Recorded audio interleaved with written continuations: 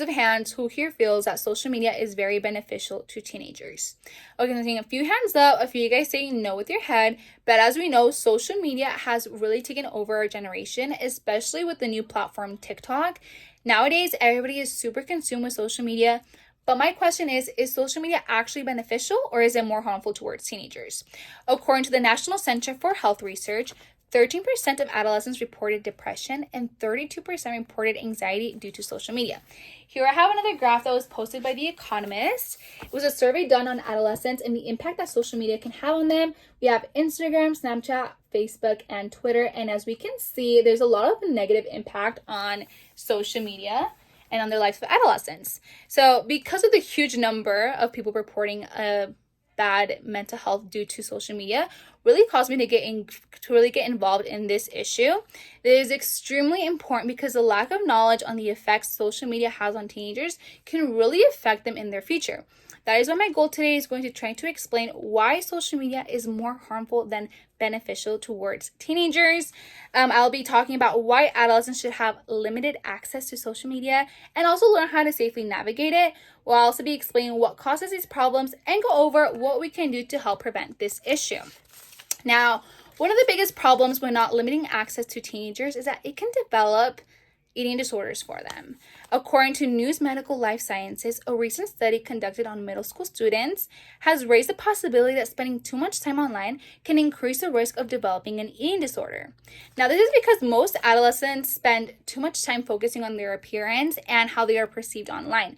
This makes them become very self-conscious about their body weight, body shape, calorie intake, and even exercise. For instance, growing up with social media at such a young age really had me comparing myself to a lot of people on social media, which then again it becomes very unhealthy because you start putting very unrealistic expectations of yourself. The article, The Impact of the Media on Eating Disorders in Children and Adolescents, published by the National Library of Medicine, states that adolescent girls typically want to lose weight while boys typically want to look bigger and stronger. This may be surprising for many because many think that eating disorders are only prominent in females, but boys actually go through the same problems. They also state in one study that 44% of adolescent girls believe they were overweight and 60% were actively trying to lose weight even though they were within normal weight ranges. Then this was all after being influenced by social media exposure. So now let's dive a little bit onto what causes these issues.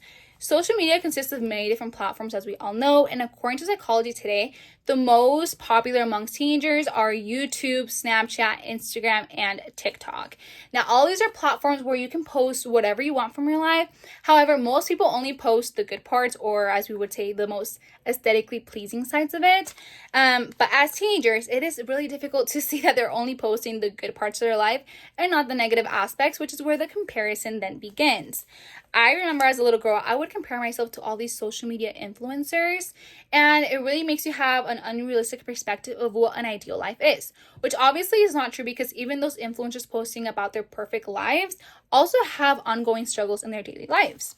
Psychology Today states that social media contains videos, images, comments frequently focus on appearance and body shape, which then contribute to developing disordered eating and body dissatisfaction.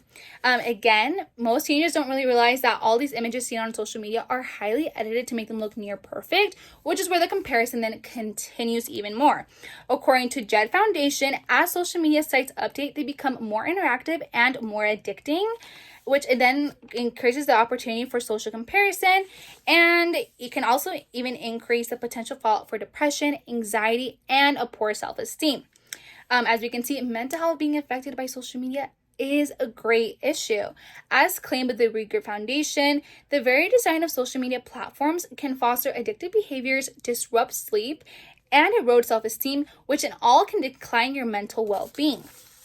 But what can we do to prevent adolescents from the harmful effects of social media?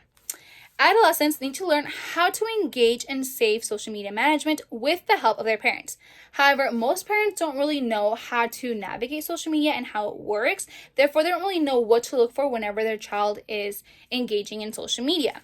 However, there are many things that parents can contribute to fix this. One of them is putting clear boundaries with their child and also limiting access to social media. Parents should also be constantly checking up on their child to ensure that their online behavior is appropriate.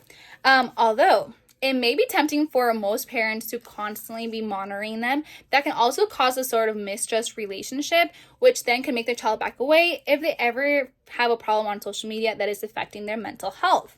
Luckily, there are several resources that parents can use to learn how to navigate social media and learn how it works. One of those is Connect Safely. Connect Safely also has resources for adolescents to take advantage of. And this really, I feel like, strengthens the relationship between the parent and the child because there is a way to connect through social media. Another great resource is Common Sense Media. They have a list of red flags for parents to look for whenever their child is engaging in social media. Now, I think this one is a great one because parents will be able to distinguish any behavior changes that could possibly be affecting their mental health.